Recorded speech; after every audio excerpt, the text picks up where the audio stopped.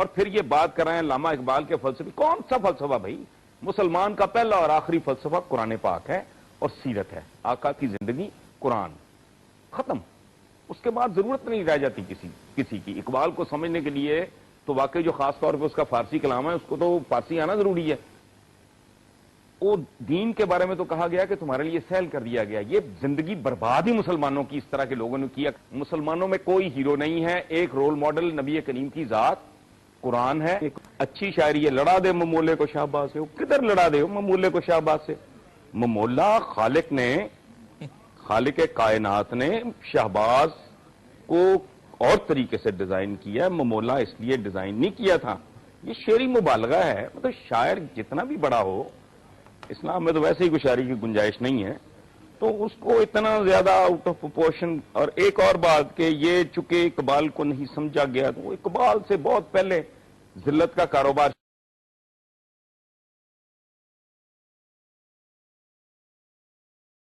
Nation state کا جو concept ہے، اس کے بعد تو برادر اسلامی ملک یہ وہ ویزے لے کے آ رہے ہیں، پاسپورٹ یہاں، یہ کوئی ایک ہے مسلم حرم سے پاس بند. یہ عجیب و غریب کاروبار. یہاں یہ کوئی ایک ہے مسلم حرم سے پاس بند. یہ عجیب و غریب کاروبار. حقائق بالکل کچھ اور بتا رہے ہیں. دوسری بات یہ ہے کہ اگر یہ اتنا ہی بڑا یہ وہ ہے تو یوں ہے. میں تو شاعر مشرق بھی کہتے ہوئے مجھے تو کوفت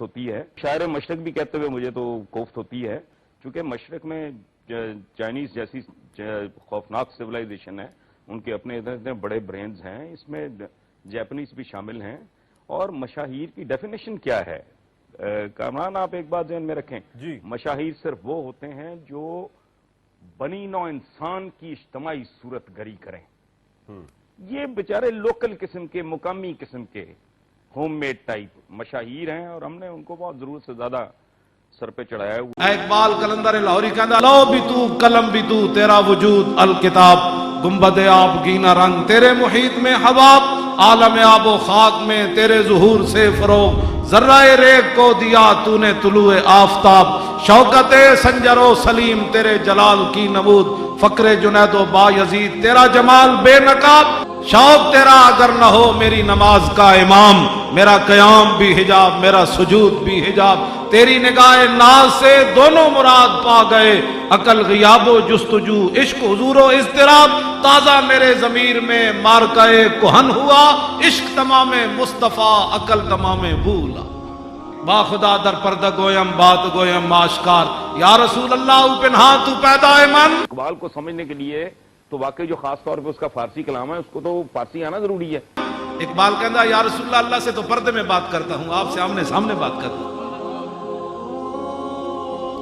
میں کلام اقبال دا حافظ ہاں جی، میں وہی سنانا سویر تک وہ بھی نہیں مکڑا.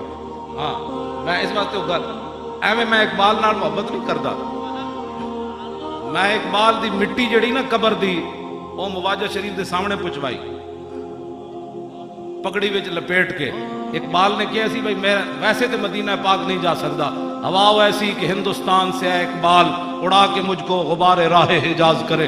اقبال کہندا میں مدینہ پاک جان دی سکت نہیں رکھتا.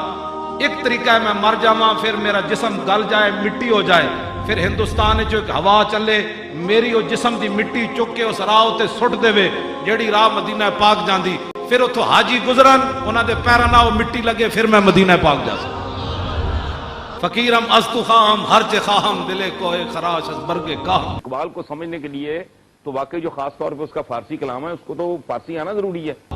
اقبال کہندا حضور تواڈے در دا فقیر ہاں جو منگساں تواڈے کولوں منگساں اور تواڈی امت وچ میرے ٹوٹے تنکی دی بھی میری حیثیت نہیں لیکن تسی تے کریم ہو نا میرے تے کرم کر دے.